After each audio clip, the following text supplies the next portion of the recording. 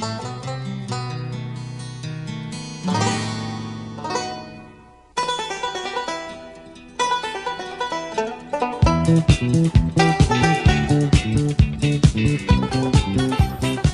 and welcome to another episode of the Cover Zero podcast, the show where I cover the least in the best way possible.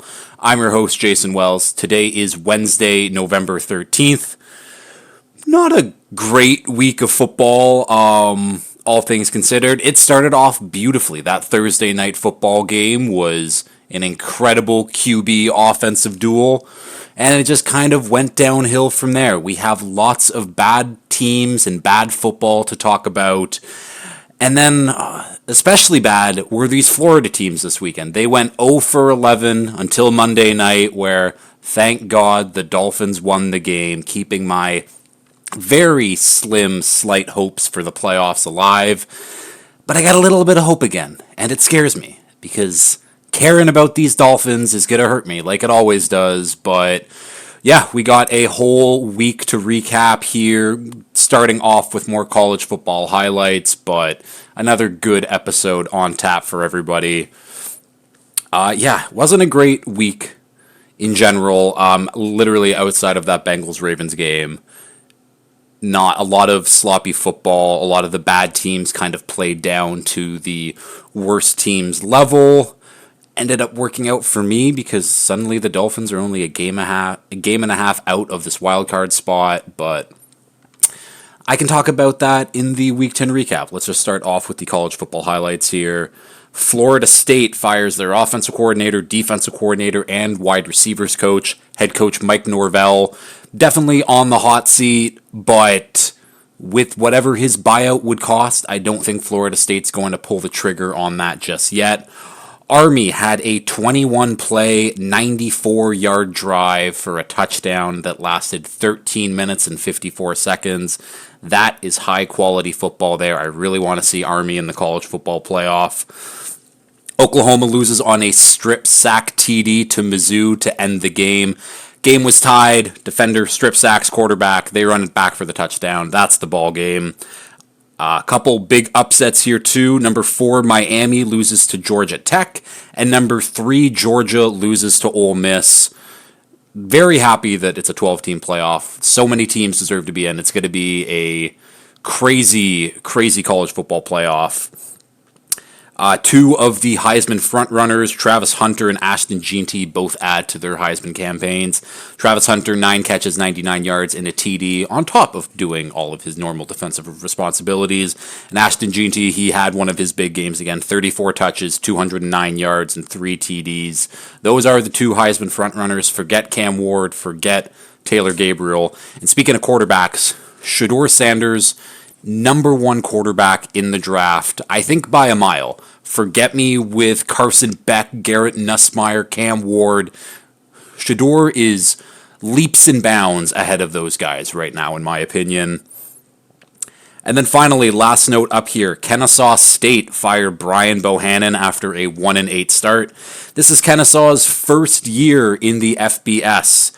And they've only been a football program since 2015, where Bohannon had a 72-38 record with 4 playoff appearances. Basically, what this means is the coach that grew their entire program, and then they finally made that leap to like the big-time college level. Of course, they're going to go 1-8. They don't have the talent, they don't have the players, but they decide to fire the coach who made their program essentially. Very bad business from Kennesaw State, and I hope they do nothing but lose from here on out. But those are the Week 11 college football highlights. Let's start off with this Week 10 recap here. As always, starting off with the game we watched last night. I keep saying, and that's always something that I've done, is like, start off with the game we watched last night, because for me, it is last night. But for you, when you listen to it on the Wednesday, it is Monday, the game we watched last. I gotta say that more. But it is the Dolphins-Rams. Dolphins 23, Rams 15. I'm thrilled. This looked like it was going to be one of the games where the defense does its job, plays great football, but the offense doesn't hold up its end of the bargain. because that's the inverse of the last couple weeks, where the offense has been on fire doing its thing, where the defense hasn't been able to stop a nosebleed. But we finally get some fairly cohesive football anyways. The defense was the big reason for the win. You got to shout out Zach Sealer, shout out Calais Campbell, shout out Javon Hall, and shout out Jalen Ramsey. Like, the stars of this team showed up in a big way. We had some little additions here and there too throughout the defense, and I shouldn't say little, but again, team game, the defense played really well. But shout out to those four guys in particular. And special shout outs to Calais Campbell in general, because Calais Campbell is an old man. He is 38 years old on his 17th NFL season, and he's still playing very, very, very high level football. Definitely going to be in Canton someday. Easily a Hall of Very Good member, but I think he's too good for that. And it's crazy. I'm happy that we didn't trade him away, because Calais Campbell, him and Zach Sealer working like next to each other, they do a great job. And then also shout out on this defense. Shout out to Chop Robinson, the rookie. A lot of Dolphins fans were calling him a bust a month into the season and being what a waste of a pick, blah, blah, blah. Chop has been getting better each and every week, and he had a sack on Stafford in this one where he worked an inside move. His first step is so quick. But Chop is a great player. And, well, Chop is going to be a great player. He's not a great player right now, but you can see the vision with Chop, and I only hope that he continues to get better here. And then, this offensive side of the ball. The offense played well enough. There was some mistakes on offense, mainly by Tua. That interception, that fumble was bad, taking some deep sacks. But, again, Tua made up for it when it mattered. On third downs, I think we were 6 for 11 on the day. And all 6 of those conversion came on Tua passes on various depths. A couple of them were 10-plus yard conversions. And those are the plays that matters, and those are the ones that counted. Offense in general didn't look great, but again, did the job well enough. And I'm just happy to be sitting here now. What are we? Going into week 11. We're a game and a half back of the wild card spot with the Broncos. Still 2 games against the Jets. We've got the Patriots and the Raiders, or the Raiders and the Patriots, I should say, in the next 2 weeks. There's an opportunity, and I've been saying it where I think that this last wild card spot is going to an 8-win team. That is definitely in the Dolphins' range at this point. Just got to win the next 2 easy ones, and I think we will. And as I've been saying, or as I said all offseason, the Dolphins' schedule doesn't start till Thanksgiving against the Packers. And even though we started off terribly, it's still shaping out that way. That's how bad the AFC is. Rams on the other side. Not a lot of real highlights to point out. Stafford in the offense, just too many miscues, too many mistakes consistently that put them behind the 8 ball. And again, it's a shout out to our defense for causing those miscues. But the numbers weren't like that bad from Stafford in the offense, but again, when you kick 5 field goals on the day, you're not going to win many football games unless you're the Steelers, because that was just crazy that they won only kicking field goals, and it would have been more than 5. Either way, I digress. But the real reason why the Rams excite me, and especially from this game, their defensive line, and I've been harping on this for most of the season so far, is going to be really fucking good. It already is really good. Like, Kobe Turner is 2nd year in the league, one of the better interior defensive players right now. Bobby Brown, a very good nose tackle. Jared Verse, leading defensive rookie of the year candidate right now. He's a force. Byron Young on the opposite side. Then they wrote in Brady Fisk. Like, they've got guys, and all of them are on their 1st or 2nd years of their deal right now. I can't imagine by year 3, or I guess next year or year 4, of all those guys are still going to be there. All those guys are going to continue getting better, of how dominant that defensive line could look like. Games are won in the trenches, and having one of those trenches basically be good across 5 positions for the next 3 years is great GMing by Les Snead, Sean McVay and Les Snead. Is that the GM?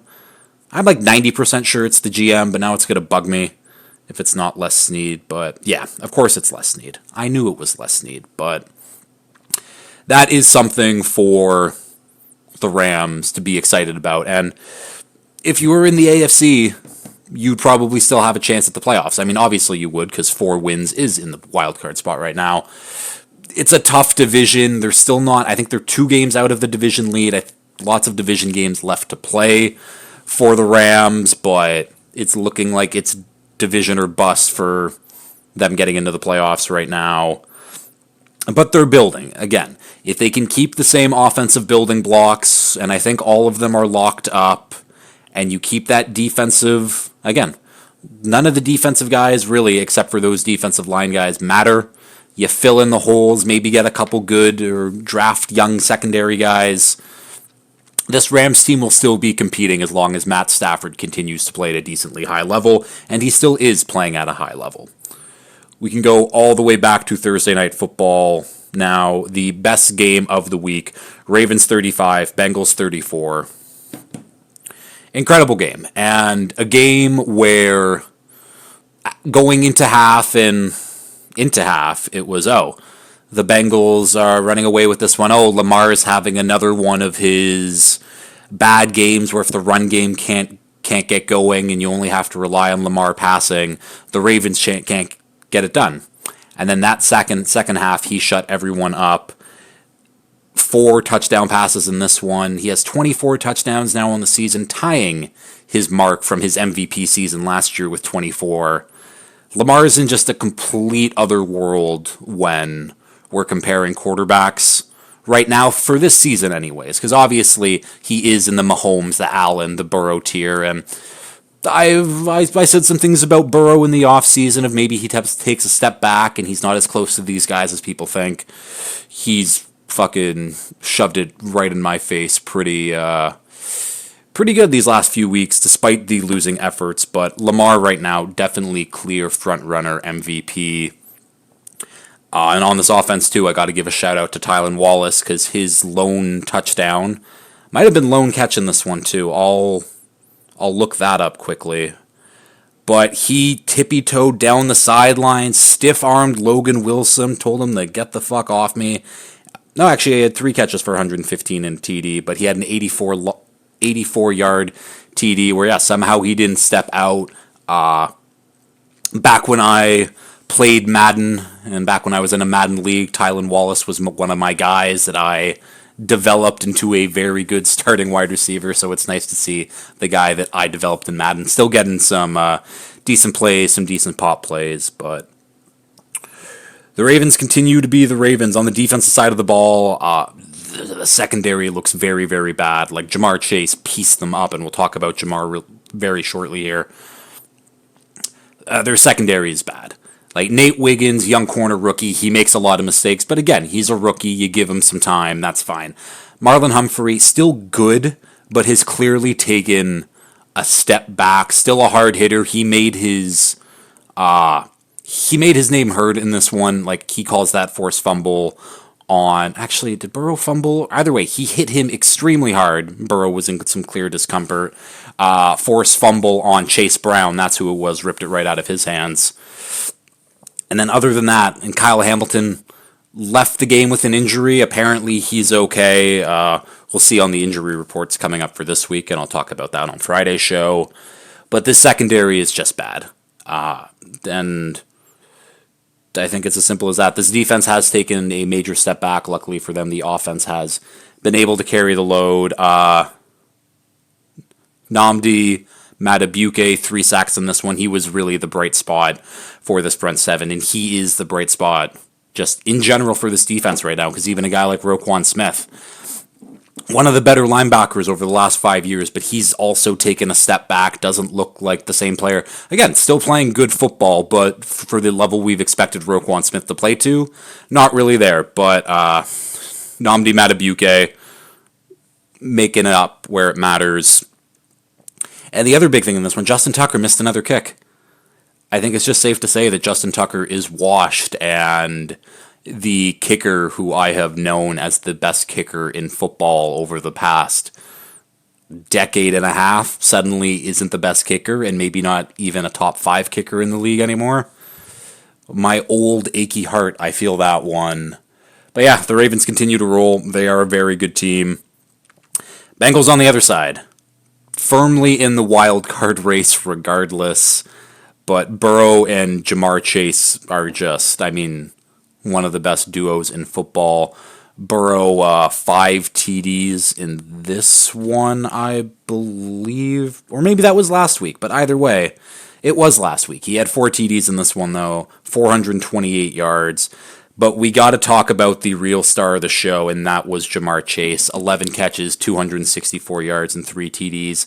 That's not even his best, performance as a Bengal. That's how good he's been. There was a play where, and I screen capped it and posted it to my Twitter, where it was Chase in the middle of 4 different Ravens. None of them even got a hand on him, and they were in pretty decent range to get a hand on him, and he just kept running, and call that bad angles, bad tackling by the Ravens, but Jamar is just special at the end of the day, and still doesn't have a contract from the Bengals. That number is only going up. I don't know why before Justin Jefferson, before CeeDee Lamb, the Bengals were like, no, we're going to wait. And those guys got paid a lot of money. And Jamar can definitely be like, yeah, you need to give me more than those guys because he does deserve more. Is he better receivers than either of them? I don't know, but he's in the conversation, and that's what happens with contracts. That's the market. I think I'm better than those guys, and you're going to pay me. But the Bengals are just notoriously so cheap that they can't lock him up for whatever reason. And I'm sure he is going to be on the team, but it brings me to a... Actually, I'll keep up with some game stuff here. Then we'll get into the big overreaching...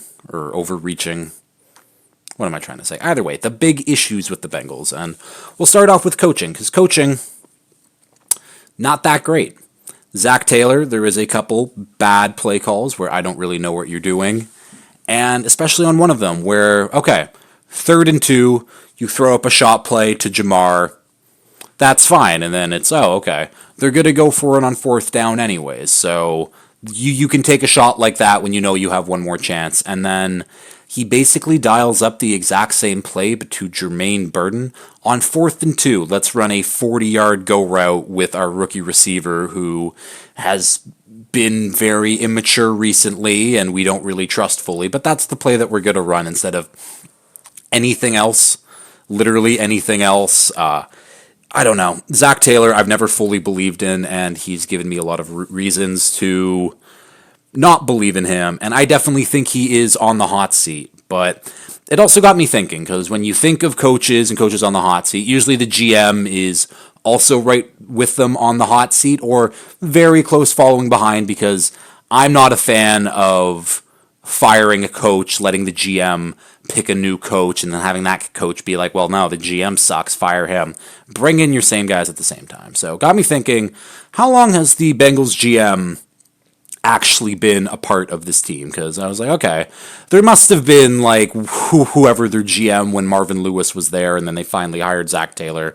They must have made a GM switch at that point too, because we all know Marvin Lewis's track record. And no, they didn't. So what's his name? Duke Tobin? Drew Tobin? No, Duke Tobin. That's a way worse name than Drew Tobin. Duke Tobin has been the Bengals general manager since 1999. The Bengals have accomplished nothing in that span. Their biggest accomplishment has been making it to the Super Bowl with Joe Burrow 3 years ago, and they have 5 total playoff wins to account from that. In his 25 years as a general manager, he has 5 playoff wins to show from it, and those 5 all came within the last 5 years.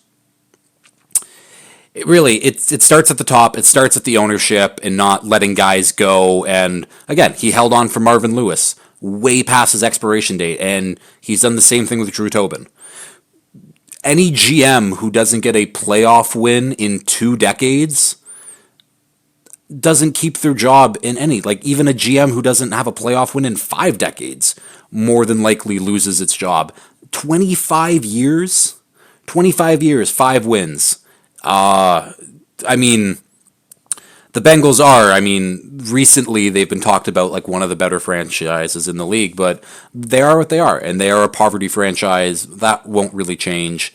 The other thing that I found really funny, and this doesn't even relate to the Bengals, but owner Mike Brown was whose dad, Paul Brown, legendary football coach. But I think I knew this, but I didn't know this, but I'm going to share this with you anyways. But Paul Brown, former Bengals owner, was the Cleveland Browns' first head coach. And look at that. The Cleveland Browns named their football team after Paul Brown, who then went on to own the rival in-state Bengals. And the Browns just kept that name, which, fair enough, legacy, whatever. But then the Browns moved to Baltimore. And then when they came back in as an expansion franchise, they decided to still keep the name Browns, even though the owner is, like, again, the in-state rival in Cincinnati. Two just hilariously inept franchises doing crazy things, but we can move on to the Sunday games here. We got the Germany game, Giants 17, Panthers 20. Wasn't much reason to wake up for in this one, but this ended up being weirdly one of the more exciting games of the week. Maybe just because it was a standalone game and it was the only thing that we could watch. And maybe a couple of... No, I take that back. There was a lot of bad football games this week. And this wasn't in the bottom three, probably. So big ups to this matchup anyways. But Bryce Young, for the first time in his career, wins back-to-back games. And also didn't look that bad doing it. Still a lot to figure out there. But you can see the pieces of the offense, and all the people who were mad at the Chuba Hubbard contract and being like, why would you pay him? You paid Miles Sanders. You got Jonathan Brooks for a second-round pick. This is why you do it. Chuba Hubbard, over 150 yards in this one, touchdown. He looks very good. Right now, rushing stats-wise, he's the third best back in the league, which is absolutely insane. He is a very good back. They run the ball very well. Him and Jonathan Brooks will be an excellent duo. Their identity is going to be running the football. That is okay. Let Bryce Young figure it out, but at least Bryce Young looks like an NFL quarterback at this point. Does he look like a good NFL quarterback? No. But does he look like he can play in this league? Yeah, which is a big improvement from last year. So, shout out to the Panthers. Shout out for Bryce Young figuring it out in this one. I also got to shout out DJ Wanham, who I did not realize was been out the entire season so far. But he made an impact in this one. Little boost to the Panthers defense, I guess, but when you're playing Daniel Jones, it doesn't really matter. Yeah, Giants on the other side. There's nothing you can really do. Tyrone Tracy, again, another great game from him, but he was very distraught after this one, after he fumbled with basically the game on the line. While he was disappointed in himself, crying on the sidelines, Giants fans at home were cheering. They were so happy that they didn't win this game because the Giants have been needing a quarterback since they drafted one in 2019, because Daniel Jones has never been the guy, yet he has been given year after year after year after year after year of chances to get it right, and he's just simply bad. There were so many missed plays to Neighbors, to Wandale, where he just misses, like not even close to getting it on target, which those are the differences of winning this game and losing this game. Brian Dable after, I think they're looking into everything this week, so maybe look into a potential Drew Lock coming in for Daniel Jones, and yeah, it would be about time. Daniel Jones, he gives you nothing. Daniel Jones as a backup quarterback, maybe not the worst thing ever. One game, he's fairly athletic either way, but he's done. Move on from him. He's terrible. I think that's all I really have to say about the Giants is Daniel Jones is bad. Tyrone Tracy, keep your head up. You did the right thing for the Giants in the long run. Oh, I guess that was the other thing that I was going to add, and makes sense, because, like, obviously, the Giants, they want to tank, they want to have the worst pick possible so they can get first overall pick, get their QB of the future. But the problem with this draft class, and I said it in the college football highlights, there's only one quarterback worth taking, in my opinion, and that is Shedeur Sanders. And I'm assuming that whoever has the number one overall pick, if they don't need a quarterback, they're selling to the highest bidder, because there are a lot of teams that still need a QB come around draft time. We're talking about the Giants. We're talking about the Raiders. We are talking about the Saints. We're talking about the Browns. Like teams always need quarterbacks, but what's new? And if you can't get Shedeur, I wouldn't want anyone else. I don't want Cam Ward. I don't want Carson Beck. I don't want Garrett Nussmeier. They all stink. They are all not good, not worth taking in the first round. Major projects anyways. Shedeur is the guy. And yeah, maybe the Giants are a little bit closer, but if you don't end up with that first overall pick, you will have to trade up to get him. And I wouldn't take... I don't know. Find a bridge quarterback. Bring Sam Darnold back to New York. I have no fucking idea. But if you don't get Shedeur, it does not matter. We can move on here. 49ers 23, Bucks 20. CMC, you can see the difference in his return and what he does to this offense. Wasn't like a magnificent game on the ground for him, only 13 carries for 39 yards. But in the passing game, he makes the difference. 6 catches, 68 yards. They were able to move the ball in the field, and he just becomes an added focal point of teams and their defense. They need to figure out where CMC is on the field at all times. But yeah, the Niners, again, looked a little iffy. Oh my God. Mostly because Jake Moody went 3 for 6 on his field goals today, or on Sunday. Not good, not great whatsoever. But hey, this is a game that usually the Niners come away, they lose this one, but big win. Shout out to Ricky Pearsall getting his first touchdown of his career. Crazy. Again, he was shot in the chest 2 months ago. Now he's catching NFL passes. So shout out to Ricky Pearsall. Shout out to Juwan Jennings for having a big game in this one too. He's clearly like the Niners' number one wide receiver, because I don't consider Debo really to be a wide receiver. So Jennings is that guy. And yeah, we can go on to the Bucks now. I doubted the Bucks in this one. I doubted them a lot. The Niners off a bye. They're fresh. The Bucks have been really playing like high-level football, but like I think this is going to come crashing down. Shorter week for them. And no, they continue to just play good football. The run game, it feels like every time Bucky Irving or Rachaad White get the ball, they don't go far, or it looks great, but they don't go far. Like they'll make a couple guys miss and all of that for like 3 yards, but they got to do the most on offense every play, because the offense, again, it's not very talented right now. They're hoping Mike Evans comes back relatively soon, but Baker Mayfield continues to be the difference in these games, and Baker's a weird one for me in my QB rankings, because in a weird way, I trust Baker. Like, I think Goff's a better quarterback, like, overall, but in a big game setting, I don't think there's many quarterbacks I would take ahead of Baker to win me one game. Like, I think he's incredibly talented, but the stuff that he does, and, like, again, it's that mentality of he wants to win, he's going to do whatever it takes, where a lot of quarterbacks, like, they say and they can do that, but, like, Baker Mayfield shows it on the field every single week. The guy plays incredibly hard, and his play against Nick Bosa, where, again, game was like on the line, and he's holding Nick Bosa back with a stiff arm while running with the ball, and he makes that throw to, I don't know who ended up catching it, but Baker makes these plays a couple times a week sometimes, where it's just like, not many quarterbacks can do that, and it's so impressive to watch him, where, I don't know, I think, Baker, if you can just pick quarterbacks, I think Baker Mayfield would be in my top 5 of guys who can just win you a game. Regardless of circumstance, regardless of what's going on, Baker Mayfield can go out there and win you a football game, just because that's what Baker Mayfield is, and that's his identity. And that's, in turn, what the Bucs' identity has been. interested to see what happens when Mike Evans does get back, but Bucks looking a little down right now.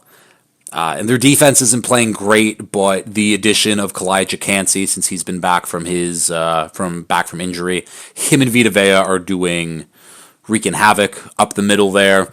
A lot of the other defense needs to kind of sort itself out, and Todd Bowles maybe needs to not blitz every single time, but the Bucks are a good team. I don't think the Bucks probably out of playoff contention, but my bad. But they'll be a tough team to play in every single week. Next game here, Falcons 17, Saints 20. The Saints get the interim coach bump, the Darren Rizzi bump. And it started off bad. Started off very bad for Darren Rizzi, and technically the day also ended bad. Started off the day with clogging the toilet, and he told himself, well, this is going to be a shit day. Turns out it didn't. His special teams unit stepped up. They blocked a field goal in this one, and that ended up being the difference maker at the end of the day, was that block kick. And Younghoe Koo also decided to go 1 for 4 on his kicks, which is very unlike him. And yeah, it kind of ended for Darren Rizzi. Ended pretty badly too, because he ended up getting, I think, what he called a stinger. Peyton Turner shoved him in the back to be like, yeah, let's go, and re-aggravated an old injury that he had from when he was playing, and things just kind of locked up on him. Looked like he tore his ACL. I think someone did say he tore his ACL, so maybe he tore his ACL. Either way, the interim coach bump is a real thing and something that I need to start betting regardless of circumstance. And it got me thinking of an off-season show that I can do of bets to always take regardless of circumstance, whether that be Andy Reid off the bye or the interim head coach bump, things like that. We'll see with the offensive coordinator interim head coach or bump, because the Bears just had that happen, but we don't know. Falcons on the other side, though. Kirk. Oh, actually, no. Gotta shout out Marquez Valdez-Scantling in this one. 103 yards on the day, I believe, off the top of my head. Did I get that right? 109 yards. 3 catches, 109 yards, 2 TDs. No Rashid Shaheed. I guess they got MVS right now. Just plug him in there and throw him go balls, but yeah, all of a sudden MVS looked like he did 4 years ago when he was playing with Aaron Rodgers. But yeah, have to shout out MVS, and we can go on to the Falcons now. Falcons defense, I don't trust, but at the end of the day, it just came down to Younghoe Koo missing his kicks, which again, very uncharacteristic of him, but that was the difference. And even then, that last drive where they're on 4th down and Kirk Cousins does kind of his Kirk Cousins thing, where I think it was 4th and 4, he throws to Tyler Algier behind the line of scrimmage. Not even close, didn't even give your team a chance to go get the first down. That's just flat out bad quarterbacking, but that's Kirk Cousins. He plays very good football, and then kind of the pressure, the crunch time situations come up, and this is what we get. Is what it is. Falcons, again, they're still in the lead, still in control for this division, but not looking great. And again, it's the missed kicks and it's the 2 deep ball touchdowns to Marquez Valdez-Scantling that cost you this game. So, yeah. Bounce back game for the Falcons this week, maybe. I don't know.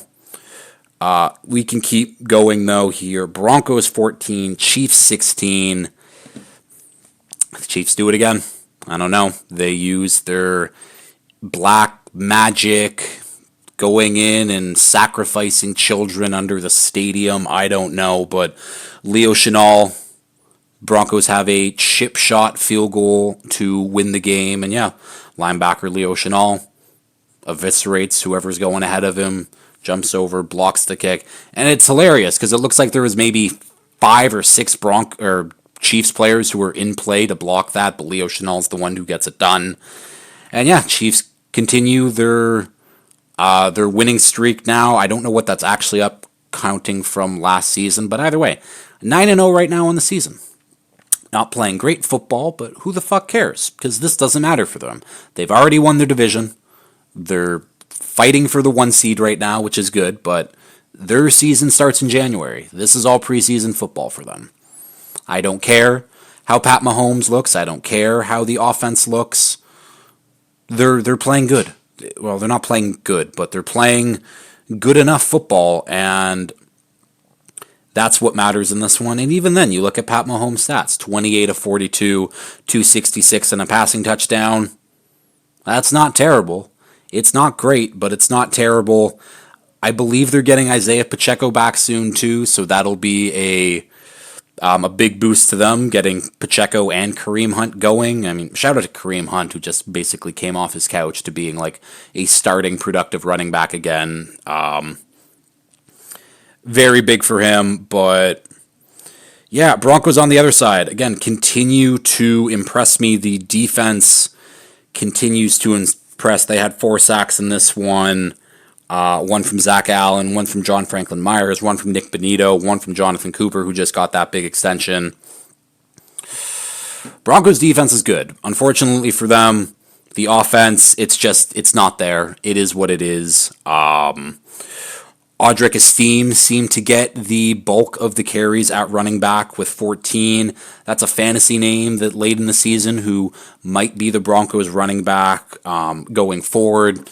Something to look at anyways, but yeah, I don't know. Broncos, it's just, again, it's hard to beat the black magic that is the Chiefs right now. Nothing you can really do, so we can keep moving on here. Bills 30, Colts 20. Was almost a trap game. I almost had that prediction right, and Joe Flacco decided to play like the Broncos and Jets version of himself. 3 interceptions in this one, really showing Anthony Richardson what it is to be a pro's pro at quarterback. And again, yeah, the offense just lets the Colts down for a second straight week now, and I'm not saying that if Anthony Richardson goes in and plays in this game that they win it, but maybe. I'm going to continue saying that because Joe Flacco should not be starting because he's not winning them football games and they're not doing this playoff push, but my whole outlook on the Colts right now is just fire everyone because doing what they did to Anthony Richardson after this year, bad football management in general. But we can start with the Bills, and yeah, again, the Bills, they didn't run away with this one. It was a 1-score game going into the final quarter, and then they kind of took over a little bit. Josh Allen, 2 interceptions, no touchdowns in this one. I mean, he had 1 rushing, but 2 interceptions on the day. The run game still looked good, but no Amari Cooper, no Keon Coleman. Mac Hollins really stepped up with a couple big catches. Khalil Shakir continues to be the most consistent weapon this team has. James Cook still looks good. Josh Allen, 50 yards rushing on the day. Like, the Bills just continue to be the Bills. I think Taron Johnson had a pick 6 in this one. He did. Greg Russo gets a sack. Taron Johnson, another sack. AJ Epinesa, Quentin Jefferson. The Bills are just good. This was, again, not a sloppy game, but this is a team where the past iterations of the Bills would have lost this one, but they're good enough to get the win here. Matt Milano they opened his 21-day practice window, so I don't think he's playing against the Chiefs, but something to look out for another boost for this Bills defense on top of getting their 2 big receivers back there. Colts on the other side. Jonathan Taylor started off incredible in this one. I think he had like 15 rushes for 103 yards, and then they decided to only rush him another 7 more times throughout the rest of the game. I don't know why. And the Bills kind of did the same thing too. James Cook was absolutely cooking. Haha. And then they also just let's go with the passing attack now. It's just weird coaching by the Colts. A.D. Mitchell kind of had his breakout game, if you will, 6 catches, 71 yards. Nice to see him getting involved a little bit, but again, not a lot of good to say about the Colts. We can keep going here. Steelers 28, Commanders 27. This one came down to the wire, and then it was a jump start by the Commanders that gave the Steelers that first down to ice the game. Because the Commanders would have had time left to go down the field, potentially kick a field goal to win on this one. But big Steelers win. Russell Wilson, who I definitely doubted as like the Steelers QB, but his deep ball, like he throws such a good moon ball, and his two receivers now, and I say two, because Mike Williams caught one of them, and then George Pickens catches another one for touchdowns.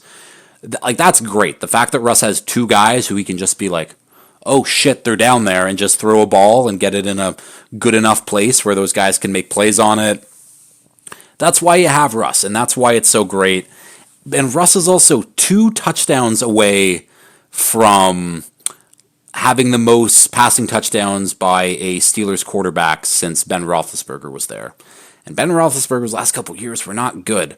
But yeah, then that's the thing. The fact that the Steelers have won 9 games basically every year with Mike Tomlin, and Russ now has, what does he have on the season? I think he's got 9 passing touchdowns so far in the season, and he's 2 away from hitting the mark that Big Ben did in his last year. Like, that's unbelievable. That's just how bad their QB play is. And Russ, I still don't think he's a top 20 quarterback in the league right now. Again, another half of the season basically to prove me wrong and get up into my top 20 again. But he's playing good enough football, which is all the Steelers need. And he is much, much better than any QB they've had over the last 5 years, which isn't saying a ton, but he's so much better than who they've had over the last 5 years. So shout out to Russell Wilson. And yeah, I got to shout out George Pickens too. He had that great catch in the end zone. Great adjustment to the football, but that's just what George Pickens brings to the table. The other things he brings to the table are jumping Superman stiff arms to the face. That's always fun. And then, yeah, Russ threw an interception on another moon ball to Pickens, gets picked off, and Pickens kind of out of the play, just decides to tackle Mike Sanistril, jump on him, and just kind of lay on top of him and look like a zombie who was trying to, like, eat his chest. I don't know. George Pickens is crazy. He has some crazy highlights every single week. He has some just crazy, what are you doing type plays. But again, he fits the Steelers mold of crazy wide receivers because that's all they've had for basically a decade at this point. And George Pickens is just on the next list of great, crazy Steelers wide receivers. So shout out to Pickens. Shout out to this defense for doing their thing too. They played very good football, really held Jaden in check. Jaden probably had the worst game of his career so far, which wasn't really saying much because it's still much better than what the number 1 overall pick is doing, but we'll talk about that in a little bit here. Commanders on the other side, I might be coming around on the Commanders just a little bit. Their offense has always been good, and I'm still kind of buying into the belief of their offense is going to take a bit of a dip just because I don't buy the Cliff Kingsbury good offensive coordinator should get head coaching looks. I don't buy that whatsoever. And don't you get fooled by the Cliff Kingsbury thing either. I think that their offense will start to step back a little bit, but their run game still looks good. Austin Eckler as a kick returner too is just weirdly really good at this new dynamic kick return rule. Sure, I don't really get it, but this defense is really changing my opinion. And it might be the new addition of Marshawn Lattimore, but I think I really should have been giving them credit probably a couple weeks ago at this point. And Marshawn Lattimore helps a bunch. But I look at this defensive line, who I knew that the interior was good. Daron Payne, Jonathan Allen, drafted Johnny Newton. I think Jonathan Allen is out, or Daron Payne, one of them is out, either way. But I really question these edge guys with Dorrance Armstrong and Dante Fowler following Dan Quinn over from Dallas there. And Dorrance Armstrong, again, he's been solid. He's been doing what kind of I expected him to do, which is being a solid contributing player. Dante Fowler on the other side, though, when was he drafted? I think he was drafted in 2017 as a Jags first pick, was supposed to be this stud player, stud edge rusher, and took him a while to find his footing, and he quietly has 8.5 sacks right now on the season.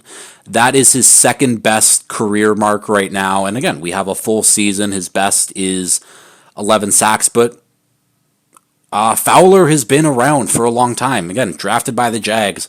I think he definitely went to the Rams. He was on the Cowboys. I think he had one other stop somewhere else too, but he's been a bit of a journeyman, and he's having the best season of his career right now in Washington, and he definitely deserves his praise. And maybe this defense can actually start to turn some heads a little bit. Like, that interior defense line is good. The edge group is more solid than I gave them credit for. And now the secondary with Lattimore. I like Ben St. Juste. I think he's a solid corner. Mike Sanastrilla has been great in the nickel, and he really provides a huge pop. There was a play in the run game where Calvin Austin was supposed to be blocking him, and Sanastrilla threw him like 4 yards back into the running back, where Washington was then able to make a stop. So, giving the Commanders a little bit of credit here on defense, but we'll see. We'll see. They have a big test on Thursday night against the Eagles. Next game here, Vikings 12, Jags 7. This was the worst game of the week. Absolutely shameful. And again, the score looks like, the Vikings were in like a dogfight with the Jags. They weren't. They weren't really. They outgained the Jags 402 yards to 143. Like, the Vikings dominated them. Despite what the score says, the Vikings dominated them. But look at that. Sam Darnold looks like Sam Darnold. 3 interceptions in this one. 3 red zone interceptions in this one, where, you can see why it was so close, because at minimum, the Vikings should have had 9 more points on the board than they did. Could have been 21 more points, but those red zone interceptions were bad. But the Vikings still got the win. Now, I'm a little doubtful going forward, but it's good that, again, Sam Darnold can have the pumpkin game, and they still come away with the win. That's success in my mind for the Vikings.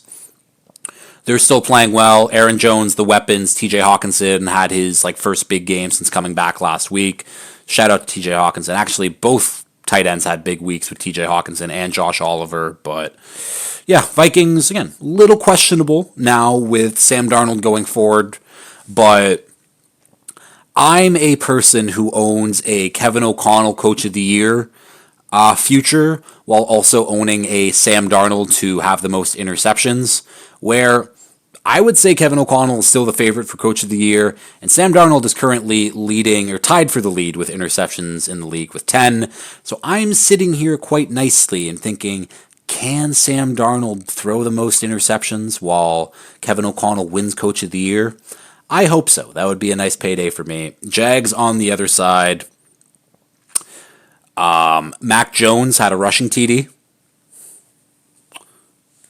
That's it. That's the only thing that I can really say in this one, and it's just, I don't know. I don't understand the Jags in general, and over the past few weeks with Travis Etienne being out, Tank Bigsby kind of took over the backfield and looked pretty damn good. He was relatively efficient with his carries, and you would think that he deserved more love once Etienne got back and established, or maybe had a good 1-2 punch going. But no, the Jags decided to just go right back with Travis Etienne as their main running back, and 11 carries for 44 yards. Sure, that's nothing special. Tank Bigsby, 2 carries on the day. That guy has been your number 1 running back the entire year, and he gets 2 carries on the day.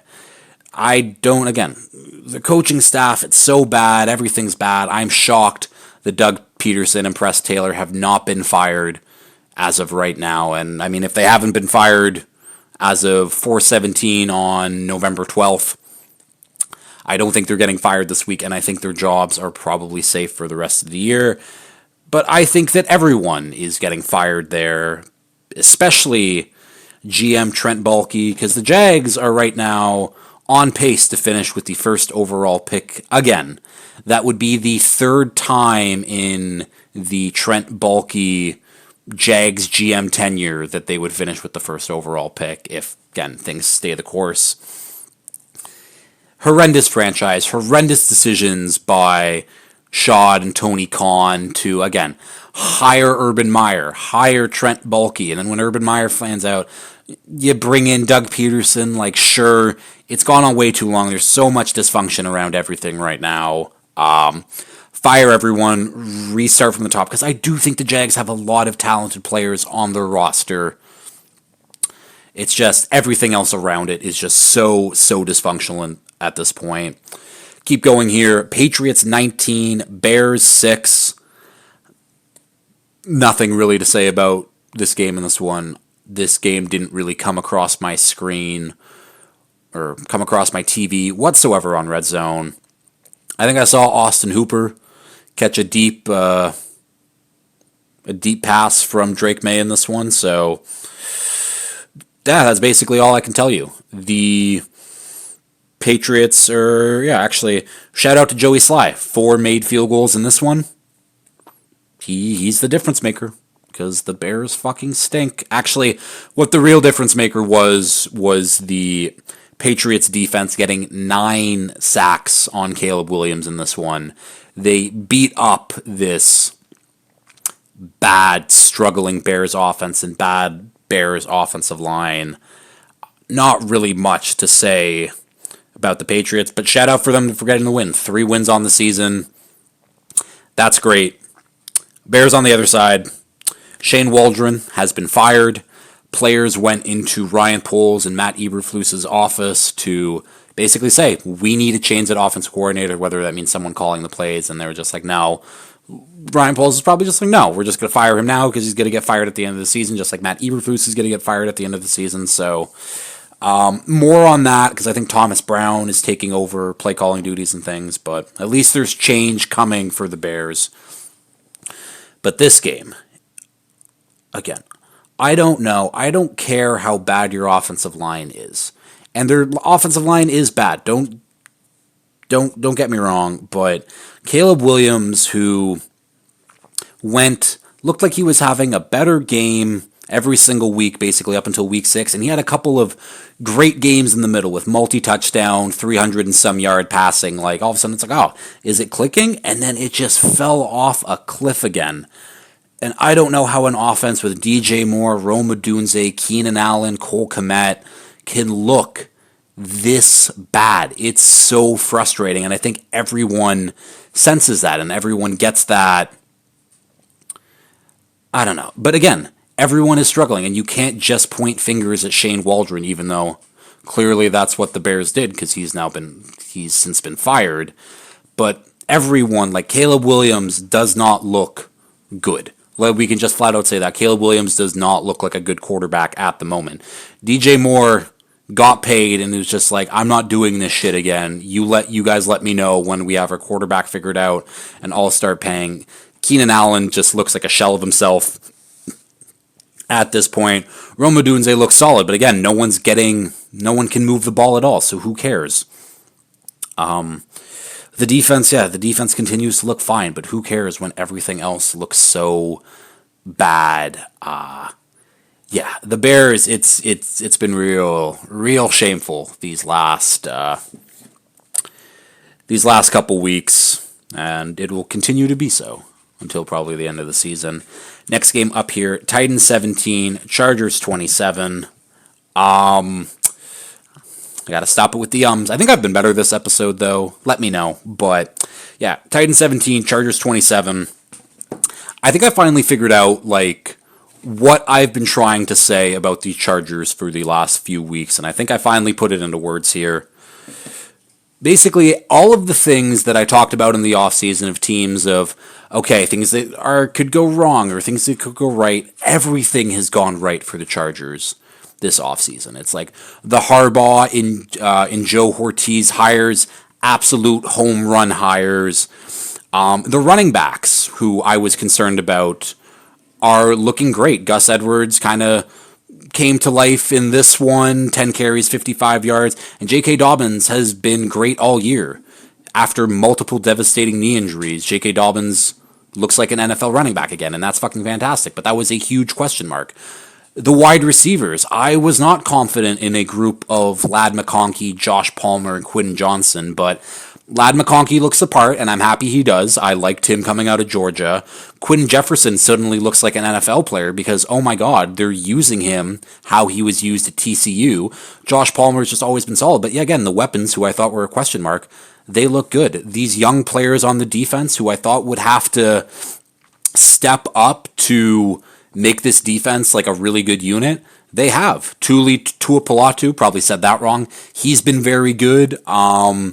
Dayon Henley, the linebacker who was a third-round pick for them last year, he's been good.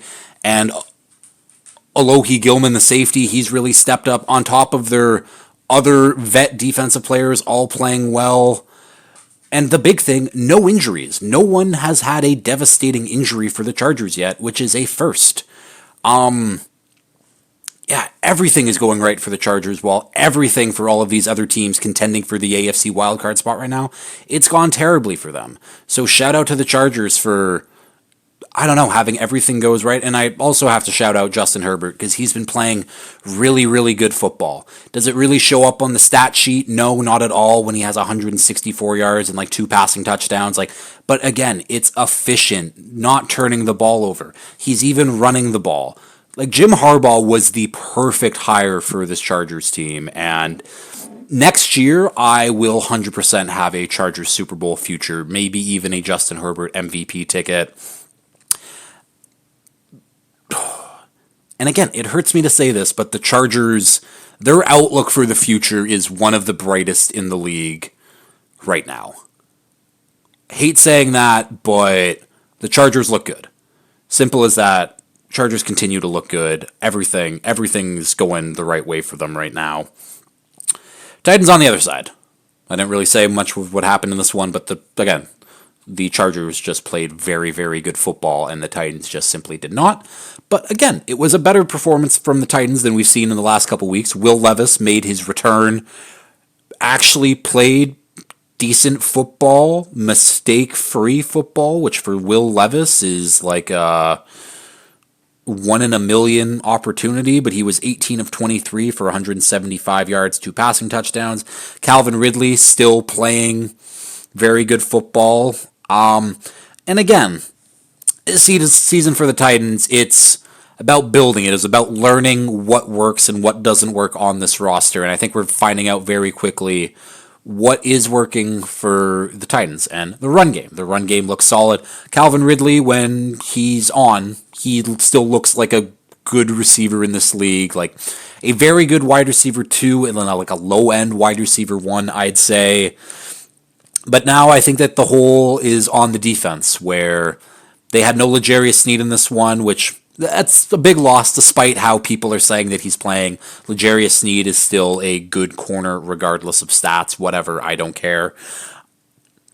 But it's not having an impact edge rusher that I think is really killing them, because Jeffrey Simmons, Tavondre Sweat, plugging those holes in the run game up the middle, they've been great, but having no pass rush, and it's hard to have a pass rush against the Chargers when you're going against Rashawn Slater and Joe Alt. But that's something that maybe they'll have to look into again. The Chargers are, or not the Chargers, but the Titans are going to be hopefully in the bidding for a Shedeur Sanders next year. But if they don't, hey, getting a James Pierce Jr., a Michael Williams, and Abdul Carter, those guys to maybe be your edge number 1, build the defense, maybe another year of Will Levis. I don't really know. We'll see what Will Levis looks like for the rest of the year, because again, he's playing for his job at this point. Keep going here. Eagles 34, Cowboys 6. You know the opposing team stinks when the other team feels comfortable enough to put Kenny Pickett in a live NFL game. And Kenny Pickett, he got some NFL snaps again. Good for him. The Eagles just dominated them on all facets. The run game, the pass game, killed them. The Eagles defense shut them up. There was nothing really to talk about for the Eagles in this one because they just killed them. Quinyon Mitchell deserves a lot of love for Defensive Rookie of the Year. I think it's Verse and Quinyon. But again, it's kind of a counting stats award where Verse has the stats, where Quinyon Mitchell doesn't really have a lot. But that's just because he's shutting down teams' number one receivers. And he did it again to CD in this one. And maybe part of the reason is because Cooper Rush was the QB. But I think the big reason in this one is because of the sun. The sun that has been causing issues at Jerry World for quite some time. Blinded CeeDee Lamb in the end zone where CeeDee Lamb didn't even see the ball. It was a wide open slant, no one around him, but just let the ball go right by him because he just didn't see it whatsoever. And that's on Jerry Jones for all those years back when Jerry World was getting constructed, not realizing where the sun rises and sets, and all of a sudden when the sun is setting, it's going right through those windows and blinds people in the stadium for a while anyways, until it sets basically. But yeah, Jerry Jones, very frustrated after this one. I'm going to just read a quote from Jerry Jones. By the way, we know where the sun is going to be when we decide to flip the coin or not. We know where the damn sun is going to be in our own stadium. Someone asked him, why not put curtains over the windows? Well, let's just tear the damn stadium down and build another one. Are you kidding me? Everyone has got to do the same thing. Every team that comes here has the same issues. I'm saying the world knows where the sun is. You get to know almost a year in advance. Someone asked me about the sun. What about the sun? Where's the moon? Jerry Jones just continues to get in his own way. It's very, very funny to see the unraveling of Jerry Jones in live time. But yeah, the sun being like a major issue for the Cowboys this year is just hilarious. And the fact that Jerry is so adamant about not putting curtains up to, not blind his players is very funny. But what's also very funny is the Cowboys have now They've now trailed by 20 plus points in 5 straight home games. They are the first team to do that in NFL history. Oh, the Cowboys just suck. And it's fun when the Cowboys... It's like people always talk about, the NFL is much better when the Cowboys are good. No, they're not. When the Cowboys stink, it's hilarious. And they stink right now. They're so bad. They're so dysfunctional. But most people knew this going into the season. If you were smart and you listened to me, you did know this. Cowboys absolutely stink. Cooper Rush should not be starting going forward. I don't care what he did a couple seasons ago. 13 to 23 for 45 yards in this one. Unbelievably, you can't have 23 attempts and 45 yards. That's so embarrassing as a quarterback. And brings me to this point where last season or last offseason, the Cowboys traded a 4th-round pick for Trey Lance because they were unsure about Dak's future, and maybe Trey Lance could be that guy. And now you have Trey Lance there as your backup to the backup, who isn't starting, came in this one, and hey, at least could move the ball. Yeah, did he have an interception? But he pushes the ball down the field. And he can make some explosive run plays. And again, if you're the Cowboys, your season is done. Dak is done. Focus on seeing what you have with your young talent. Cooper Rush, whatever. He's your backup for the future. That's fine. Put Trey Lance out there. Give him a chance to earn a contract with someone else. Maybe a chance to be a starting quarterback next year if he plays well enough. Because finally, Trey Lance passed Tom Brady in his last season for passing attempts, and I'm including Trey Lance's high school passing attempts, his college passing attempts, and his professional passing attempts. He finally has more passing attempts than Tom Brady in his last season of his career. Trey Lance just needs to play football, and the Cowboys should be allowing him to play football down the stretch here. We'll see what happens, but I am advocating as a Trey Lance truther and supporter. Put Trey Lance in the game. Pretty easy. Next game up here, Jets 6, Cardinals 31. Usually I start with the Cardinals, but I just got to say this about the Jets. Fucking hilarious. They're so bad. It's so hilarious how bad this team is. Okay, moving on to the Cardinals. The Cardinals crushed them. And I'm mad that I didn't bet because, again, my midseason special show, I was like, Cardinals bet them the second half. But the Texans were, it's like, they just beat the Texans. And it's like, their roster, it's on paper. It's still good, you know? It's Garrett Wilson, Devontae Adams, Breece Hall, Aaron Rodgers. Like, they got the names, but I should have trusted the Cardinals. I should have trusted the better coaching. I should have trusted the better team. The better team was the Cardinals, and they crushed them. Kyler, another incredible game in this one. Passing, running the ball, he just really does it all. It is so funny to see him run and see him scramble with his short little strides. Kyler's a lot of fun to watch, and then on top of fun players to watch from them, James Conner, Trey Benson, they looked like a duo for kind of the first time this year. James Conner also ended up being their leading receiver. That's funny. Trey McBride looks awesome. I mean, took Sauce Gardner for a ride, then hurdled someone. Marvin Harrison Jr. continues to impress. Like, this Cardinals offense is so much fun. But this Cardinals defense also really stepped up. They're just playing very solid football, and I cannot wait to see Jonathan Gannon get his hands on some more defensive talent, because that offense is more, like, it's relatively set. You hope that Paris Jackson Jr. and Jonah Williams and those guys can be your, like, building block tackles, potentially, at least with Paris Jackson Jr. But it's time to build this talent on the defense. Darius Robinson, I think, is close to coming back, and I'm very interested to see when he comes back how he plays, because I think he will be a big part for the Cardinals in the future. But yeah, Cardinals continue to play well.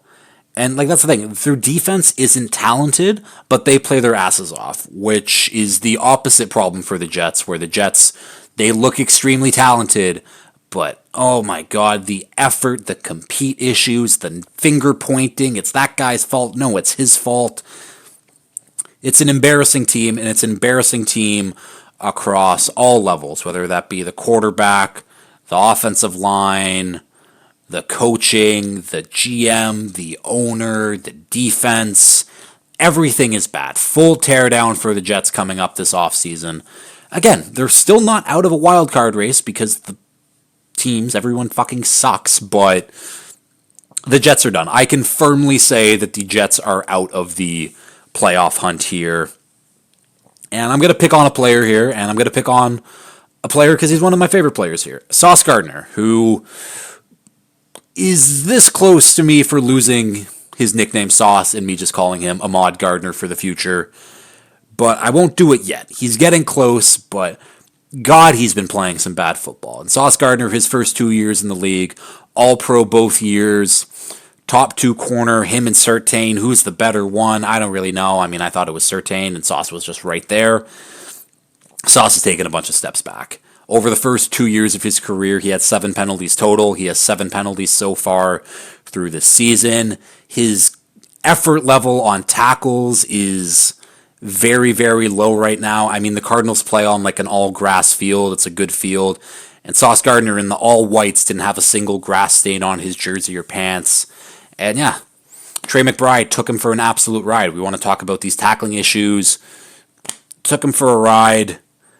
Couldn't bring him down. I don't know. Sauce needs to get his head in the game. Some people are blaming it on his extracurricular activities of golf, which would be funny if that's the case, but yeah, not good for the Jets whatsoever. And last game up here, Lions 26, Texans 23. Lions just continue to win in very spectacular ways that most NFL teams just don't do. And usually it's for a bunch of good, and it's the offense clicking, and oh my God, Jared Goff only had 2 incompletions. But no, Jared Goff had his worst game as a Lion so far. 15 of 30, 240 yards, 2 passing touchdowns, and 5 interceptions. 5 interceptions, and they still won the game. That, again, that's how good the Lions are. Jared Goff can throw 5 interceptions, and they can still come away with a win. Not really sure how they did it. Again, the defense stepped up for them in a big way. Joe Mixon, who has been on an absolute tear these last few weeks. only averaged 1.8 yards of carry. So shout out to Ali McNeil. Shout out for DJ Reader. Their big defensive tackles, plugging up all those holes. They didn't even have Zadarius Smith in this one either, who'll be active next week. He gets kind of his bye week, his official bye week.